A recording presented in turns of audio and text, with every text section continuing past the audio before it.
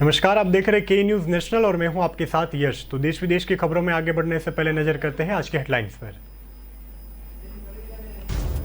प्रधानमंत्री नरेंद्र मोदी 4 दिन के अमेरिका के दौरे से वापस स्वदेश लौट आए हैं। तो प्रधानमंत्री मोदी का विमान दिल्ली के पालन एयरपोर्ट पर लैंड हुआ था।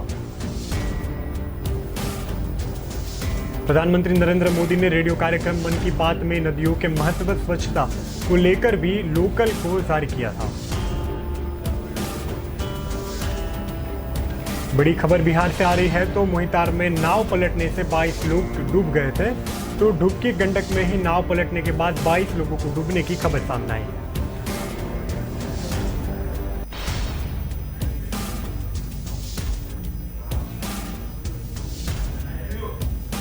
राणा गुरजीत सिंह को मंत्री बनाने की खबर के बाद भी आम आदमी पार्टी से आकर कांग्रेस का हाथ थामने वाले सुखपाल सिंह दोवर का 5 विधायकों के साथ उनके खिलाफ मोर्चा खोला गया।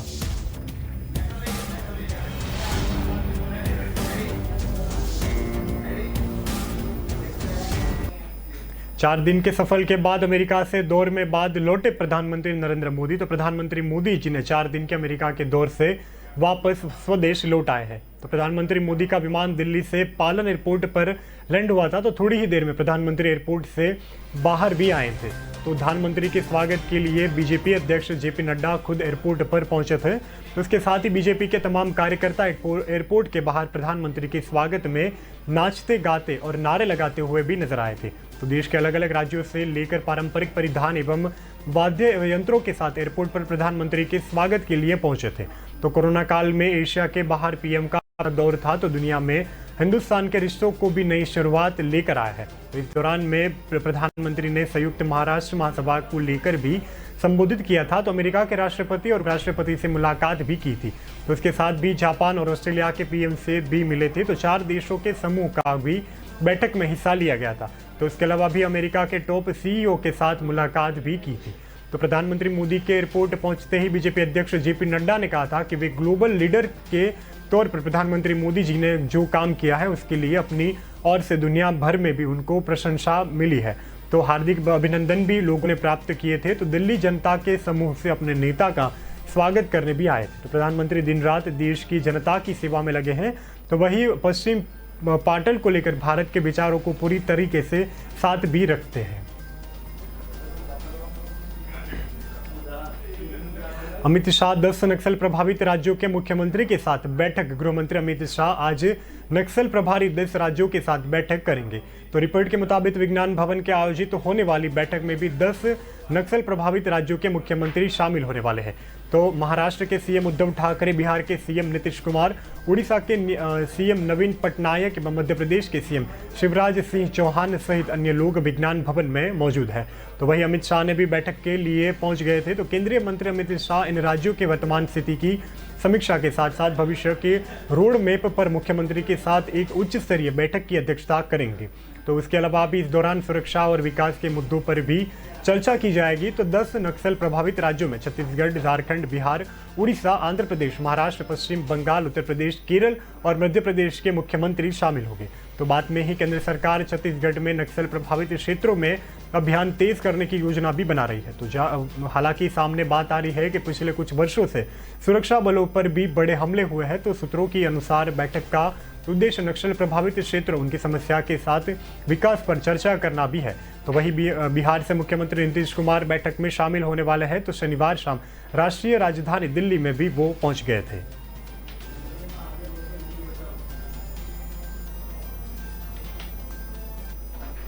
प्रधानमंत्री मोदी ने रेडियो कार्यक्रम मन की बात में नदियों के महत्व, स्वच्छता और वोकल फॉर लोकल की बात जारी की थी। तो उन्होंने कहा था कि आज़ादी के जंग में खादी को भी गौरव मिला था। तो वही गौरव आज युवा पीढ़ी भी खादी को दे रही है। तो साथ ही कहा था कि मेरे उपहार को भी नीलामी से मिलाने वाले पैसा नमामि गंगे मिशन को भी दिया जाएगा। तो आज आज़ादी के 75वें साल में हम संतों की तरफ से ये आज़ादी की जंग में गौरव खादी का था।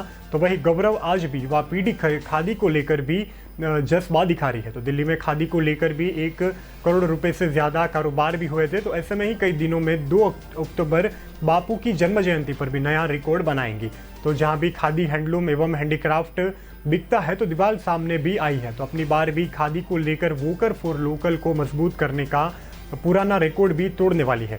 तो छोटी बात से बड़े परिवर्तन आने वाले हैं। तो महात्मा गांधी के जीवन को देखते तो महसूस करेंगे कि वे छोटी बातों को लेकर भी उनके जीवन में कितनी अहमियत या प्रदान करती है। तो छोटी छोटी बातों से उन्हें बड़े संकल्पों की कैसे साकार किया जाएगा, वो भी उन्होंने मन की बात में अपना प्रस्ताव रखा था। तो साफ सफाई के आंदोलन के, आज़ादी के आंदोलन को भी दर्जा दिया था। तो गांधी ने कहा था कि स्वच्छता को जन आंदोलन बनाने का काम उन्होंने किया था। तो स्वच्छता को स्वाधीनता के सपने के साथ जोड़ दिया गया था। तो उतने ही दशकों के बाद भी स्वच्छता आंदोलन में देश को नई सपने देखने का मौका भी किया है। तो स्वच्छता कार्यक्रम बस नहीं पीढ़ी से दूर पीढ़ी संस्कार की जिम्मेदारी भी है। तो पीढ़ियों से अब ये आंदोलन भी चल रहा है। तो समाज में भी स्वच्छता का स्वभाव बनाना चाहिए, वह सरकार और दूसरी सरकार का विषय भी नहीं है।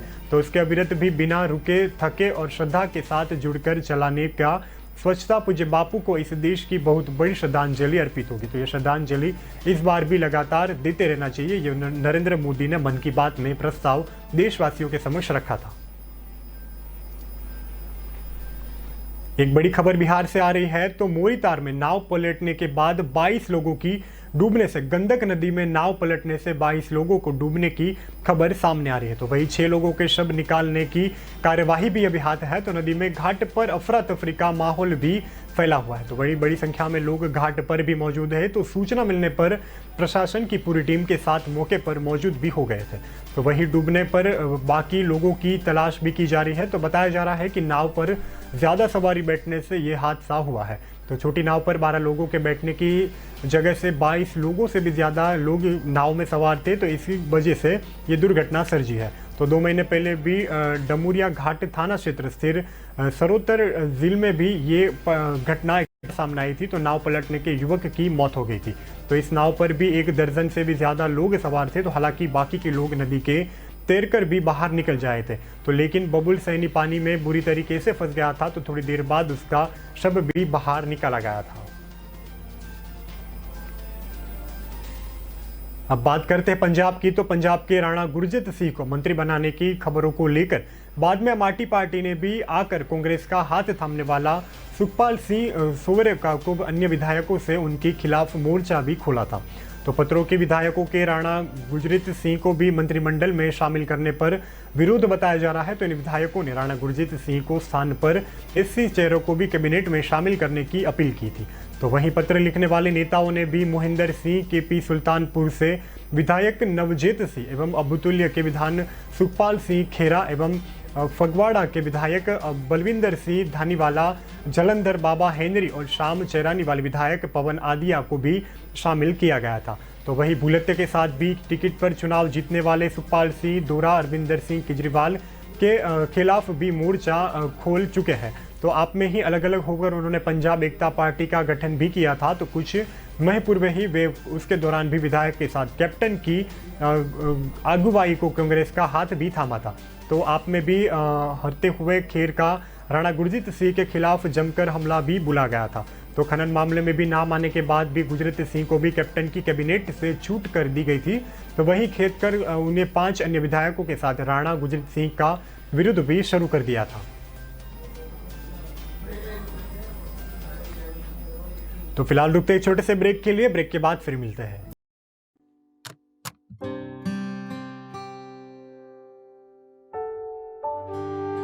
यादों में खो जाना बड़ा आसान होता है और कुछ चीजें इन यादों के बहुत करीब ले जाती है। हर लम्हा नजर के सामने आ जाता है।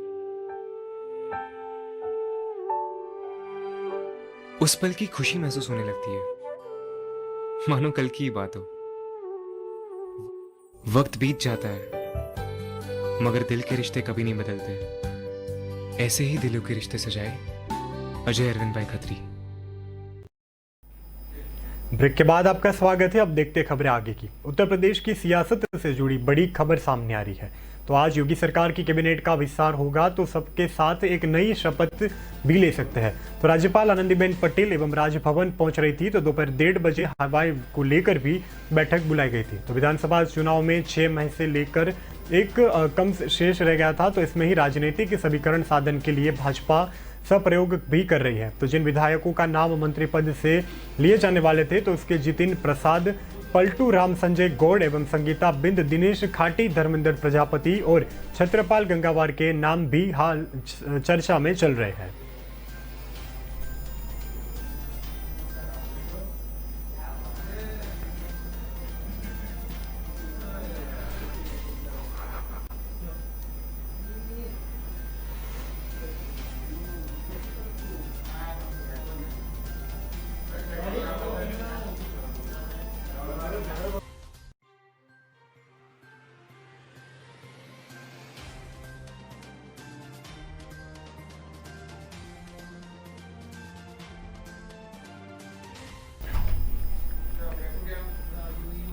किसानों का 27 सितंबर को भारत बंद का ऐलान सामने आया है। तो वही केंद्र सरकार ने भी 3 कृषि संबंधित कानून के खिलाफ 10 महीने से आंदोलन कर रहे किसानों के समर्थन में सोमवार को प्रदेश में बंद की तैयारी दिखाई है। तो वही ट्रेड यूनियन के संयुक्त मंच के इससे समर्थन में शनिवार रात रायपुर में मशाल रैली भी निकाली गई थी। तो अब प्रदेश के कांग्रेस ने भी बंद का समर्थन कर दिया था। तो प्रदेश कांग्रेस संचार विभाग ने अध्यक्ष शैलेश नितिन त्रिवेदी ने बताया था कि कांग्रेस के 3 कृषि कानून में खिलाफ किसानों ने भारत बंद का ऐलान का समर्थन भी किया हुआ है। तो बात बताया जा रहा है कि कांग्रेस कार्यकर्ता भी सोमवार को सड़क पर उतरेंगे। तो उधर ही ट्रेड यूनियन के संयुक्त मंच पर अन्य जन संगठनों के रायपुर में भी मशाल रैली निकाली जाएगी। तो वही रैली कर्मचारी भवन से निकालकर कालीबाड़ी महिला थाना एवं मोतीबाग, छोटापरा, कुलवाड़ी होते हुए माधव राय स्प्रे स्कूल के पास समाप्त होगी। तो वही एक नक्कड़ बुलाई जाने वाली है। तो इसमें किसानों के आंदोलन के देश का आंदोलन भी बताया गया है। तो वही वक्ताओं ने कहा था कि वह केवल खेती बचाने की नहीं बल्कि देश बचाने की भी लड़ाई लड़ रहे हैं। तो उसमें सभी वर्गों के साथ उनका आना जाना भी रहना चाहिए। तो ट्रेड यूनियन के संयुक्त मंच के संयोजक एवं धर्मराज महापात्रा ने बताया था कि वे केंद्र सरकार के 3 कृषि कानून खतरनाक साबित हो सकते हैं। तो उसके खिलाफ भी पूरे देश को खड़ा करना होगा। तो सोमवार की भारत बंद को देश में सभी प्रमुख विपक्षी दलों ने भी उनका समर्थन किया है।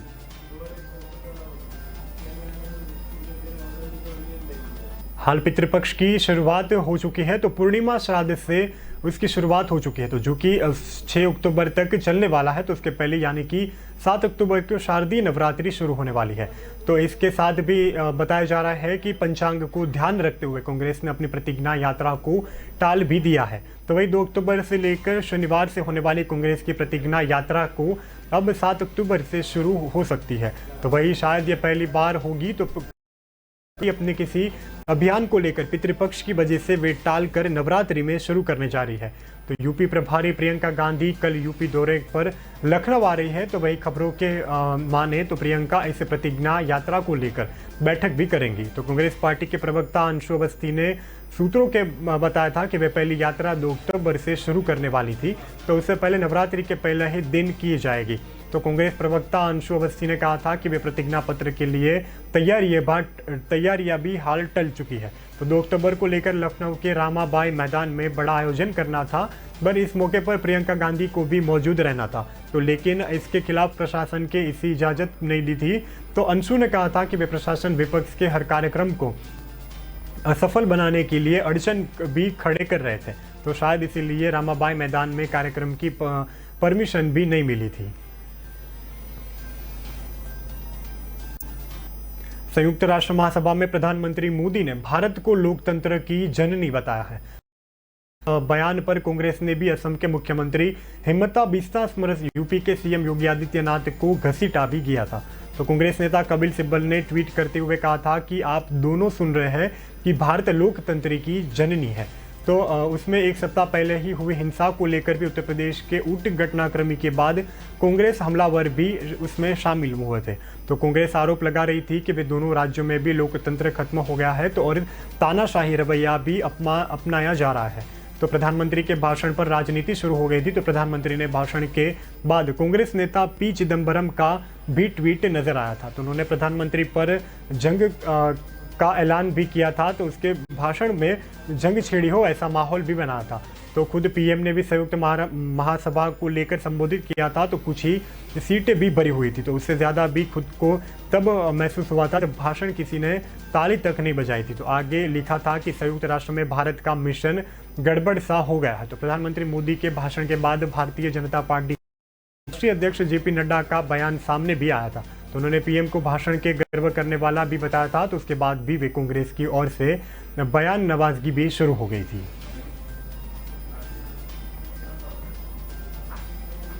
प्रधानमंत्री नरेंद्र मोदी के अमेरिका दौरे से कहीं मानने की खास आ रही है, तो वैसे ही मोदी के दौर में भी कोड को लेकर भी, सुप्रीम सुरक्षा और आतंकवाद को लेकर भी, अफगानिस्तान जैसे मुद्दों पर चर्चा हुई थी। तो लेकिन इस दौरे में भी यूएन सिक्योरिटी काउंसिलिंग की स्थायी सीट पर भी भारत की दावेदारी को लेकर बाइडेन का प्रशासन का रुख भी स्पष्ट हो गया था। तो भारत के विदेश सचिव हर्षवर्धन श्रृंगला ने बताया था कि वे बाइडेन के यूएनएससी के भारत की स्थायी सदस्यता को वलकालना भी नहीं चाहते। तो उन्होंने बताया था कि सिर्फ अमेरिका भी नहीं बल्कि कोड मेंबर को भी इस देश की बात सहमत हुए हैं। तो इसके अलावा कई और देशों में जो भारत की सिक्योरिटी काउंसिलिंग का अपार्टमेंट मेंबर भी उन्होंने देखते नजर आया था। तो श्रृंगला ने कहा था कि वे भारत में स्थायी सदस्य मिलने पर यूएनएससी के नए मुद्दों पर भी चर्चा होगी।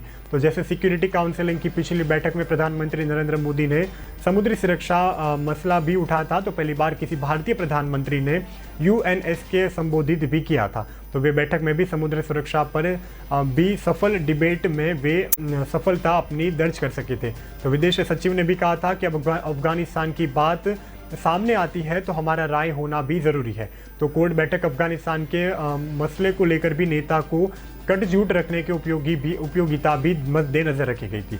तो श्रृंगला ने भी कहा था कि प्रधानमंत्री का यह दौरा व्यापक और उपयोगी भी साबित हो सकता है। तो सुरक्षा परिषद का स्थायी सदस्य चुनने वाले लोगों ने भी बताया था कि जरूरत होगी तो चुनाव गुप्त मदद के लिए जारी भी हो सकता है।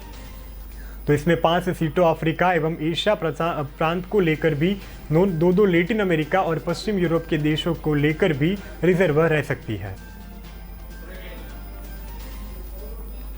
फिलहाल रुकते एक छोटे से ब्रेक के लिए, ब्रेक के बाद फिर मिलेंगे। माँ, आज कुछ स्पेशल है क्या? ये तेरी ट्रॉफी है। ट्रॉफी? किस लिए? क्योंकि तू दिन भर भागता रहता है। तू सुबह उठ के स्कूल के लिए भागता है, क्लासरूम में तेरा दिमाग भागता है, बाहर तू बॉल के पीछे भागता है, स्कूल से घर के लिए, फिर ट्यूशन के लिए, फिर खेलने के लिए। तू दिन भर बस भागता ही रहता है और सिर्फ एक चैंपियन ही इतना भाग सकता है। तो ये है मेरे चैंपियन की ट्रॉफी।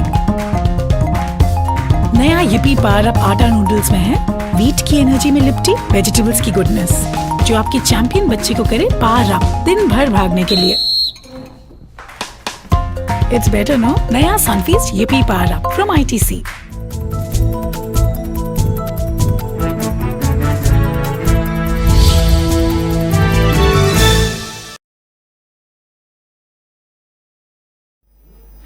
ब्रेक के बाद आपका स्वागत है। अब देखते हैं खबरें आगे की। भारतीय वायुसेना की तरफ से श्रीनगर में एयर शो जारी है।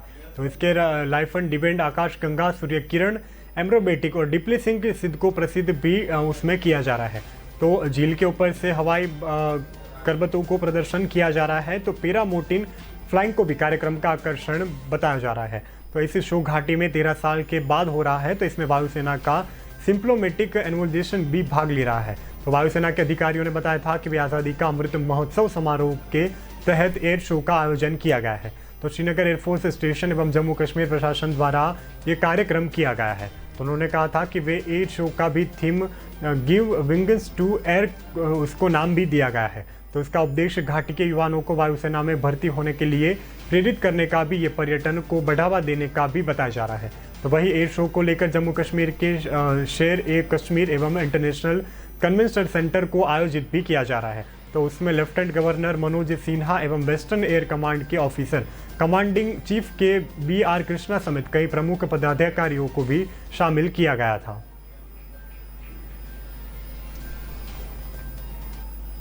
कोरोना की तीसरी लहर की आशंका के बीच भी लगातार दूसरे दिन भी कोरोना संक्रमण के मामले में 30,000 से भी कम केस पाए गए थे। तो स्वास्थ्य मंत्रालय के अनुसार रविवार को बीते 24 घंटों में कोरोना वायरस के 28,326 नए मामले सामने आए हैं। तो जबकि 260 लोगों की मौत भी हो गई है। तो वही 26,032 संक्रमित मरीज एवं ठीक होकर घर भी लौट गए हैं। तो जबकि सक्रिय मरीज को लेकर संख्या 3,30,476 बताई जा रही है। तो देश के कुल मृतांक की संख्या की भी बात करें तो वही 4,46,918 लोगों को मौत भी हो गई है। तो और अब तक कुल संख्या मरीजों की संख्या में भी 3,29,000 251 के आसपास है। तो केरल में भी कोरोना संक्रमण की राहत मिलती भी दिखाई दे रही है।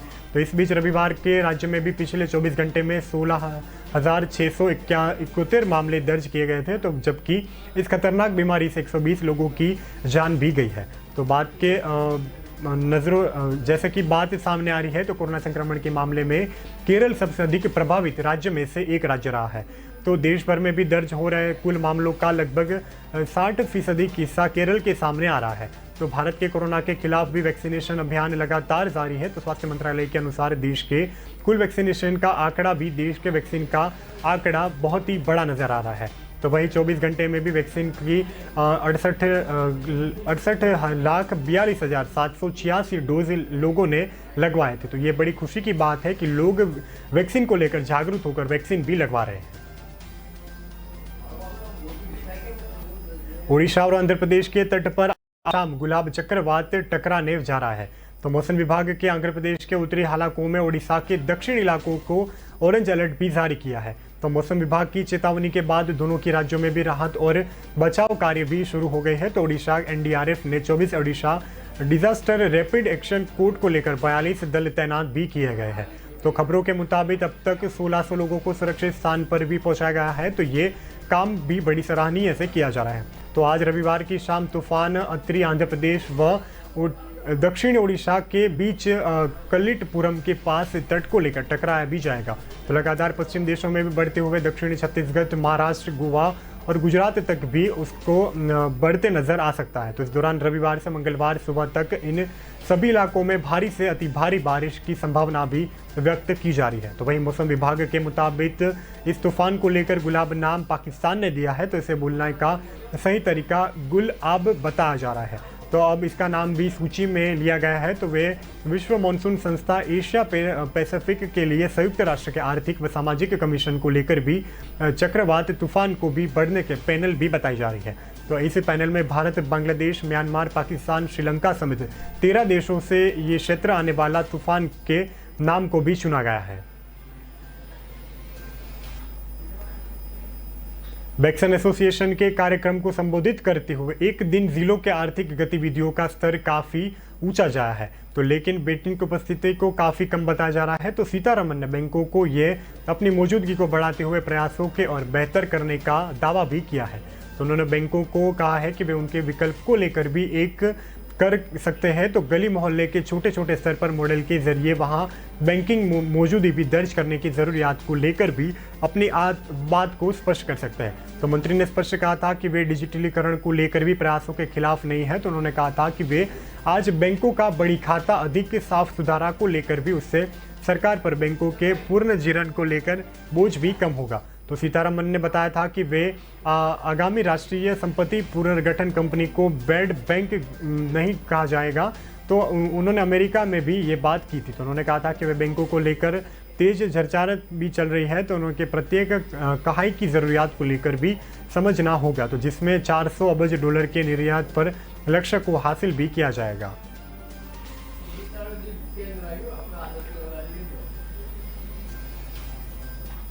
अमेरिका में सिएटल और शिकागो के बीच चलने वाली एमट्रक कंपनी को लेकर भी ट्रेन शनिवार दोपहर को उत्तर मध्य मोटाना से लेकर पटरी से उतर गई थी।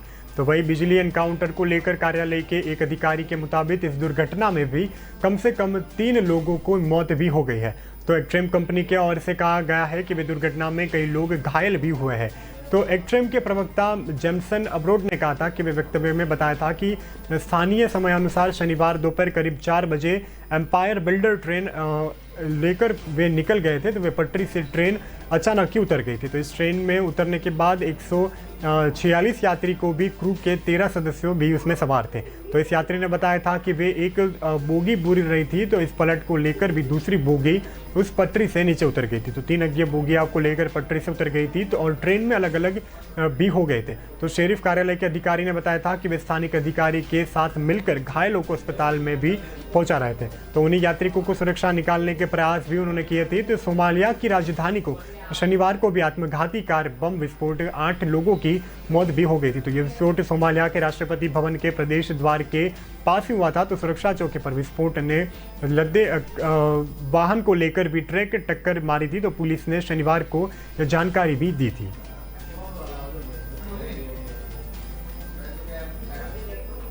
फिलहाल देश विदेश की खबरों में इतना ही, और देश विदेश की खबरें जानने के लिए देखते रहिए के न्यूज़ नेशनल। नमस्कार।